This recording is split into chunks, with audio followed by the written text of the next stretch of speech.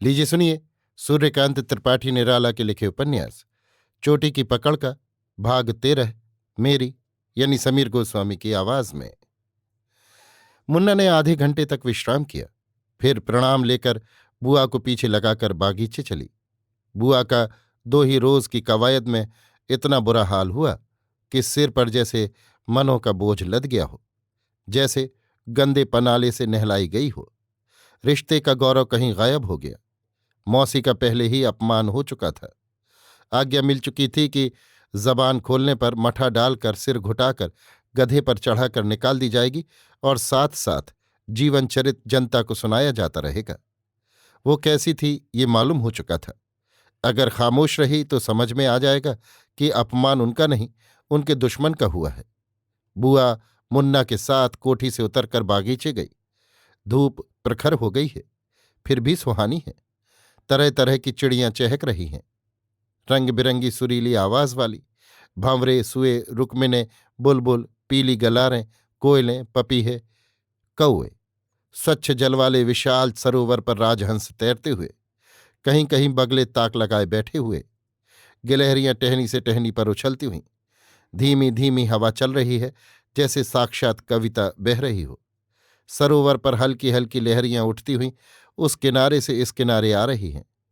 चारों ओर विशाल उद्यान 13-14 हाथ की ऊंची 4 दीवारी से घिरा हुआ।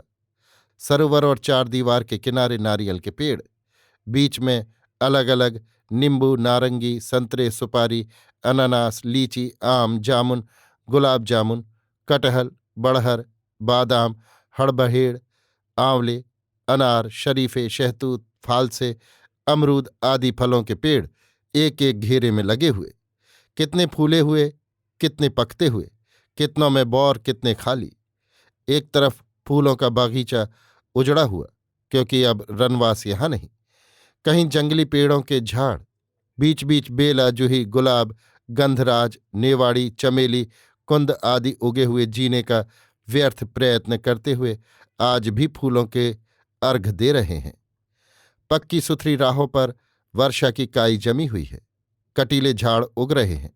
एक तरफ 4 दीवारी में दरवाज़ा है, इस तरफ से भी ताला लगा है, उस तरफ से भी। इस तरफ की ताली जमादार के पास है, उस तरफ की माली के पास। जिस तरफ जमादार को छिपने के लिए कहा है, उस तरफ मुन्ना नहीं गई। कहा, आज चलो इधर का बागीचा देख लो, एक रोज में पूरा देखा न देख जाएगा। हवा के मंद मंद झोंके लग रहे हैं। दुख के बाद सुख का अनुभव हुआ। मुन्ना ने पूछा, कैसी हवा है? बहुत अच्छी। दिल इसी तरह खुला रखो, कोई दिलदार मिल जाए इस वक्त तो। धत, ऐसा नहीं कहा जाता। अच्छा सखी, हमसे गलती हुई, पर हमारा तुम्हारा तो हंसी मजाक का ही रिश्ता है। हाँ है। बुआ की आवाज क्षीण होकर निकली।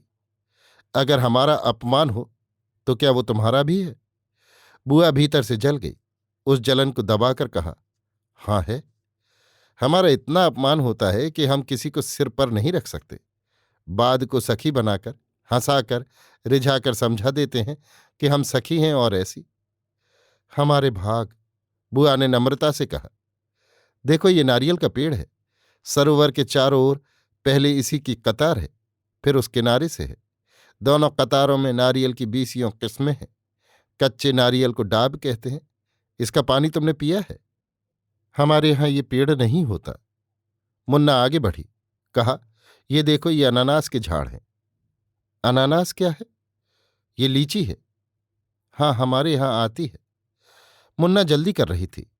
कहा, ये शरीफा है। ये भी हमारे यहां नहीं होता। ये सुपारी के पेड़ हैं। वो देखो, सुपारी फली है। बुआ खुश हो गई। मुन्ना बढ़ती गई। ये बादाम का पेड़ है, वो जो ठंडाई में पड़ता है। मुन्ना ठंडाई नहीं जानती थी, बढ़ती गई। कहा, ये गुलाब जामुन है। कौन? जो बाजार में बिकता है? तो क्या आसमान पर बिकता है? वो तो मिठाई है। मुन्ना रुकी। गुलाब जामुन कोई मिठाई है, ये उसको नहीं मालूम था। गुस्से में आकर कहा, जैसा जैसा सिखाते हैं वैसा सीखो। सही है कि गुलाब जामुन कोई मिठाई हो, पर यह फल है। कुल पेड़ तुम्हें दिखाएंगे, नाम बताएंगे, याद करके सीख लो। तुम्हें जो मिठाइयां जलपान के लिए दी जाती हैं, उनमें कभी गुलाब जामुन आई? हाँ, रोज आती है। तुम्हें कुल किस्मों के नाम मालूम है? नहीं। गुलाब जामुन कौन सी है? काली काली। उसको यहां पानतुआ कहते हैं। वो हमारे वहां की ऐसी नहीं। यहां छेने की मिठाई बनती है। तुम्हारे उधर मैं जा चुकी हूं। वहां की मिठाई इन लोगों को कम पसंद है। यहां घर का दूध, घर का छेना है, और होशियार हलवाई नौकर है, यहीं बनाता है, यहीं का घी। तुम कभी त्योरी न चढ़ाया करो। ये इतना बड़ा बागीचा है, इसमें सैकड़ों किस्मों के फल हैं। तुम्हें आम, जामुन, अमरूद जैसे थोड़े ही फलों की पहचान है। ये रानी जी की सास और पहले की रानियों का बागीचा है। इनका बागीचा और बड़ा है। पेड़ जैसे हीरे और नीलम जड़े पत्थरों पर खड़े हों। उनके थालों की नई कारीगरी है। फलों की भी सैकड़ों किस्में हैं। तुम जहां गई थी वहां रानी जी का शयनागार नहीं। वहां बेशकीमत हजारों जिनसे हैं। तुम्हें 10 साल में भी कुल नाम न याद होंगे। जो बड़ी अनुचरी है वो जानती हैं। 15 साल से कम की नौकरी वाली दासी का ये पद नहीं होता। वो जमादार की तरह दासियों से काम लेती हैं। तुम्हें नहीं मालूम कि बड़प्पन यहां नामों की जानकारी से है? रानी जी हजारों चीजों के नाम जानती हैं। कभी इनके मुंह न लगना। अब नहा लो। धोती घाट से 100 गज के फासले पर उतार कर डाल दो और आधे घंटे तक नहाओ। फिर निकलकर बिना किसी की परवाह किए ऊपर चली आओ। तुम्हें तुम्हारा प्यार मिलेगा। तुम्हें इसकी ख्वाहिश है। शर्माओ नहीं, डटी खड़ी रहना। साड़ी बिना लिए चली आना। हमें दूसरा काम है। खबरदार, हुक्म की तामील सीखो। बाद को समझ में आएगा कि रानी जी कितनी अपनी हैं। उनका भी हाल मालूम होगा। सिर चढ़ा चढ़ी तब न होगी जब दोनों एक। उधर जाओ। मुन्ना बिजली की तरह माल खाने में गई और रुस्तम से कहा। रुस्तम तंबू के पहरे वाले के साथ तैयार हो गया और जीने से जल्द जल्द उतरकर अपनी जगह पर खिड़की के दरवाजे पर गया। उसका साथी एक अंधेरी कोठरी में छिप रहा। रुस्तम अवसर ताक रहा था। खजाने का सिपाही राजा राम आम के पेड़ पर घने पत्तों वाली डाल के बीच में बैठा देख रहा था। रुस्तम के जाने के साथ मौसी को बुआ के शयनागार में भेजकर और जब तक बुआ न आए वहीं रहने के लिए कहकर मुन्ना खजाने की तरफ बढ़ी। पैर की चाप संभाल कर दौड़ी। जीने से उतरकर देखा फाटक बंद है। कमर से एक ताली निकाली। जिसे संदूक की ताली बताया गया था उसको देखा। गुच्छे की तालियों से उसका बाहर वाला ताला खोला, फिर अपनी ताली से भीतर वाला खोलकर देखा। नोटों के बंडल थे।